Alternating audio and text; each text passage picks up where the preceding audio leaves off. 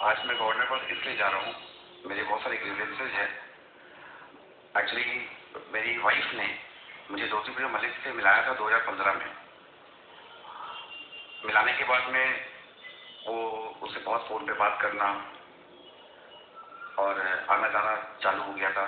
तो मैं भी उसके साथ गया और उसने मुझे मिलाया ज्योतिप्रिय मलिक से। तो मैंने तो उस सब ठीक है, उसने कहा ज्योतिप्रिय मलिक एक फूड मिनिस्टर है उनकी, जो भी उनसे, तो वो मुझे ज्योतिप्रिय मलिक ने मेरी वाइफ से बहुत ज़्यादा टर्म्स अच्छा कर लिया था। तो मेरे को मेरी वाइफ का नाम अमृता है, उसने मुझे कहा कि ज्योतिप्रिय मलिक ने उसे अप्रोच किया है कि उसे काउंसिलर की अपकमिंग इलेक्शन में उसे टिकट दे देगा। तो मुझे कुछ समझ में नहीं आया, मैं अंदर ही सोचता था कि ये कैसे काउंसिलर का सीट दे देगा। मुझे कहा कि ठीक है, अगर उसकी बात में वो बहुत इंटरेस्ट लेके बोल रही थी, तो मुझे लगा कि पूछूं कि नहीं पूछूं, पर मुझे मना भी करता तो भी वो नहीं रुकती। तो मैंने कहा कि ठीक है, अगर ज्योतिप्रिय मलिक तुम्हें बना देगा तो बन जाओ। तो उसके बाद में उसकी लग्जरियस लाइफ जो भी थी, तो मैं देखता उसके दिन पे दिन खर्चे बढ़ रहे हैं, तो मुझे कुछ समझ में नहीं आया। तो मैंने ऑब्जेक्शन भी खड़ा किया कि सब कैसे हो रहा है, क्यों कर रही हो, जो भी था। तो उसने मुझे मेरा मैट्रिमोनियल घर उसने छोड़ दिया, छोड़ के वो अपने घर चली गई। उसके बाद में मैं कुछ टाइम बाद सोचा कि कैसे भी करके अपना घर ठीक कर लूँ। तो मैं उसके घर गया, उसको वापस से नॉर्मल करके घर ले आओ, रिकाउंसिल कर लूँ। तो मैं समझाने की कोशिश किया, उसके घर के जो हाव भाव थे और जो खर्चे थे, जो भी बातचीत थी, मुझे ऐसा लग रहा था कि अब ये मेरे पास वापस नहीं आएगी और ज्योतिप्रिय मलिक का प्रभाव उसके ऊपर बहुत ज़्यादा पड़ गया है। तो उसने मुझे इनडायरेक्टली डायरेक्टली ज्योतिप्रिय मलिक के लिए बहुत कुछ कहा कि मैं घर नहीं जाऊंगी वापस और ज़्यादा मुझे परेशान मत करो, ऐसा वैसा। तो ज्योतिप्रिय मलिक आपका ये उसी टाइम मुझे ज्योतिप्रिय मलिक ने भी मुझे फ़ोन किया कि हाँ, खुद फ़ोन किया उसने मुझे कि तुम मेरे पास पार्टी ऑफिस में आके मिलो। उनकी जो पार्टी ऑफिस सॉल्ट लेक में पहले थी, FD ऑफिस में, जो उसने मुझे वहाँ पे बुलाया। उसने मुझे बहुत रकम की बात कही और उसने कहा कि अमृता को ठीक से रखो और ज़्यादा से परेशान मत करो। फिर उन्होंने बंगाली में मुझे कहा कि तुम्हारा माथा लगता दिया, माथा फाटी दी वो। हाँ, तो मैं कुछ समझ ही नहीं पा रहा था कि वो करना क्या चाह रहे हैं। और इसका और मेरी वाइफ का भी वहाँ से और क्या रिलेशन है। वो बोली काउंसिलर बनेंगे, तो और ये मेरे घर वापस आना चाहती नहीं थी। अचानक अभी वो अपने घर पे है और इसी रोक टोक के चक्कर में मेरी वाइफ को मैंने ऑब्जेक्ट किया हर चीज़ को लेके। अचानक में मैंने देखा हूँ ज्योतिप्रिय मलिक इतना गुस्सा हो गया कि मेरे ऊपर में उसने 5 केसेस कर दिए ऐसे थे। जो मेरे घर पे पुलिस की रेड हुई, उससे मुझे समझ में आया ऐसे ऐसे एरिया जो मैं जिंदगी में कभी गया ही नहीं हूँ।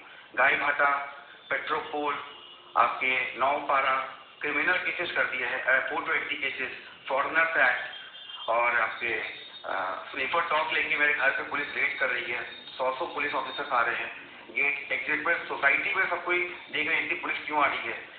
तो उसी अब मुझे कुछ समझ नहीं आ रहा था। अटेम्प्ट टू मर्डर का भी केस मेरे ऊपर लगा दिया।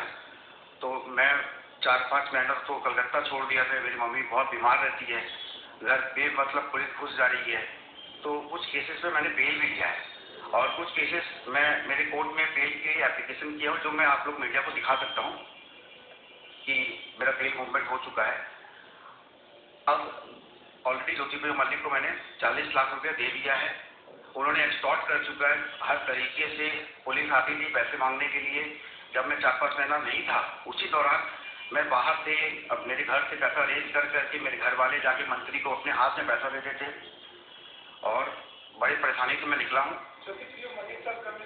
ज्योतिप्रिय मलिक से मेरी वाइफ ने मुझे मिलाया था 2015 में। लास्ट कब मिले थे? मैं मिला था लास्ट उनसे मिला था जब मुझे उन्होंने प्रेशर किया था कि वो कट्टा दिया माथा फाटी थी वो 2016 के या 17 के आसपास।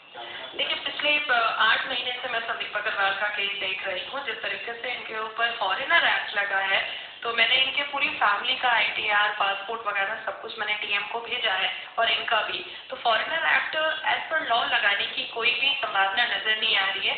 और काफ़ी RTI वगैरह भी मैंने की है कि इन्होंने अटेम्प्ट टू मर्डर किया है या चिंताई का ऐसा कोई क्राइम किया है, तो उसके इन्वेस्टिगेशन और जांच गए हैं वो किसी अपार्टमेंट के नीचे किया गया है, तो सीसीटीवी कैमरा अब हर अपार्टमेंट के नीचे होता है, पर कोई स्पेसिफिक रिप्लाई हमारे पास नहीं आया है। ऑफिसर्स जो आते हैं वो कहते हैं कि सर्च वारंट है, अरेस्ट वारंट है। जब मैं उनसे पूछती हूँ कि वो वारंट मुझे दिखाया जाए जो आप घर में सडनली एंटर कर गए रेड करने के लिए, तो वो लोग मोबाइल पर कुछ पेपर दिखाते हैं, लेकिन वो स्पेसिफिक एज पर लॉ नहीं होते हैं। तो इनके केस में बेसिकली ये मिनिस्टर साहब से बहुत ज़्यादा परेशान है। जो ज्योति प्रिया मलिक है वो उनको डायरेक्टली फ़ोन भी किया है, कई बार थ्रेट भी किया है, कई ऑडियो रिकॉर्डिंग्स की सीडी हम लोगों ने भेजी भी है। नरेंद्र दामोदर दास मोदी जी के यहाँ से हमारे पास कई बार रिप्लाई आया है, हमारे पास वाइस प्रेसिडेंट ऑफ इंडिया के यहाँ से रिप्लाई आया है, डीओपीटी डिपार्टमेंट जो है सीबीआई पैनल का, वो ये मैटर पर रिप्लाई मुझे दिया है। तो ये सारी जगह से रिप्लाईज आ रहे हैं, लेकिन हमारी ममता जी दीदी जो है CM of chief minister of West Bengal, वहाँ पर अब तक हम लोगों ने तकरीबन 30 से 32 ग्रीवांस लेटर मैं अपने हाथ से भेज चुकी हूँ, पर वहाँ से हम लोगों को कोई रिप्लाई नहीं आ रहा है। आज सडनली मेरे पास 2/1/2019 को हमने एक ग्रीवांस उनको भेजा था, जिस पर ministry of personnel public grievance and pension के यहाँ से चीफ सेक्रेटरी के यहाँ से एक रिप्लाई आया है कि काफ़ी ज़्यादा पेट्रापोल और बागुयाटी ऑफिसर संदीप को हैरेस कर रहे हैं, उसके लिए सिर्फ एक रिप्लाई आया है कि वेरिफिकेशन हो रहा है। लेकिन इनको जो एक प्रोटेक्शन मिलना चाहिए, क्योंकि स्टेट के ही मिनिस्टर अगर इनको हैरेस करेंगे इनकी वाइफ के लिए या एक्सटॉर्ट करेंगे, तो फिर इंसान, एक इनोसेंट इंसान जाएगा कहाँ। जहाँ तक मुझे पता चला है कि आज से नहीं, एक ज़माने से they are very big fan of CM Mamata Banerjee, और ये लोग पीएम की वोटर्स भी हैं। तो अगर आप अपने वोटर्स का ख्याल नहीं रखेंगी तो ये वोटर्स जाएंगे कहाँ। सेकेंड थिंग इज कि मैंने जहाँ तक काम किया है, मैंने 107 और 144 इनके घर के लिए किया है, और इनकी सेफ्टी के लिए बारासात कोर्ट में मृण्मयी कश्यप के अगेंस्ट में एक 156 क्लॉज 3 हुआ है क्रिमिनल केस, जिस तरीके से इनको हैरेस किया जा रहा है। एक हाई कोर्ट में अपील हो चुका है, ऑलरेडी स्कूटी में जा चुका है। जो जितने भी पुलिस ऑफिसर्स और जितने भी क्रिमिनल केसेस इनके ऊपर हुए हैं उसकी वेरिफिकेशन के लिए, ताकि डायरेक्ट हाई कोर्ट के जज उसको वेरीफाई करें। सुप्रीम कोर्ट में फेब्रुअरी मिडिल ऑफ मंथ में इनका एक ग्रीवांस एसएलपी जा रहा है फंडामेंटल राइट्स के ऊपर, कि जिस तरीके से इनको बंगाल में टॉर्चर और हैरेस इनकी फैमिली को किया जा रहा है।